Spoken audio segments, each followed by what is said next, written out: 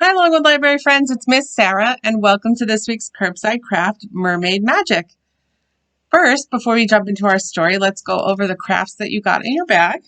So the first one is a little mermaid ornament, and this one's really easy. You get a little body, and then she has hair, and there's little clamshells and starfish and all kinds of fun things to decorate with. And you can do that however you like. Then your next two are a little sun catcher of a mermaid and this cute little picture of a mermaid. Now for these two, you're going to want to color your mermaid in and color your sun catcher in. There's two ways to do that. If you have Sharpie markers at home, you can just use those on here. But we gave you a little tub of glue, and what you're going to do is scoop a little bit of the glue out, mix it with food coloring to make the color that you like, and you can actually paint with the glue that you colored yourself.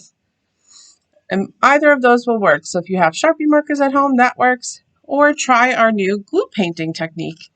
So a tiny bit of glue mixed with food coloring to get the color that you like, and paint right on here or right on here. Now let's jump straight into our mermaid story. It's called Pearl. Pearl by Molly Idle.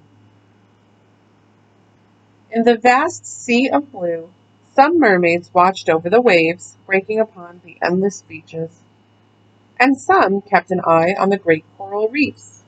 Some tended to the towering forests of kelp rising from the ocean floor. Some guarded the giants of the deep, and Pearl deeply yearned to be one of them. "Mother, I'm big enough to help too," she said. "Yes, Pearl," her mother considered. "Come with me. I have something very important for you to look after." They swam up and up and up, past the breaking waves, until the sandy shore stretched all around them. "This," said her mother, "is yours." She placed a single grain of sand in Pearl's hand. "Yours to care for every day and keep safe every night." "But mother," protested Pearl, "you said I could help with something important." "The smallest of things can make a great difference, Pearl," her mother replied. With that, Pearl was left alone. A wave of disappointment washed over her.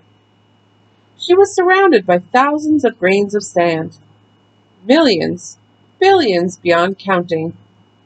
And here she was entrusted with just one? Her heart grew heavy, and the weight of it pulled her down, down, down, where the salt of her tears mingled with the sea. Pearl glowered at the grain of sand. She clenched it in her tiny fist. Then, from beneath her fingers came a faint light. But when Pearl opened her hand, it was gone. Pearl closed her hand around the tiny grain again, gently this time. The sand resting on her palm had a luster to it that had not been there before. Every day Pearl preserved it, polished it, and played with it. Every night she protected it, and slowly, very slowly, it began to grow, and grow, and glow. And as it grew lighter, so did Pearl's heart. It seemed to buoy them up, and up, and up, until it rose into the vast sea of stars. Pearl beamed up at it. It beamed back. Its light touched everything.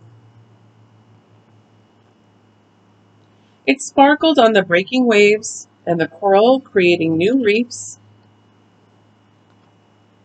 It glowed in the tides flowing through the towering forests and illuminated the giants rising from the deep. And it shone upon Pearl,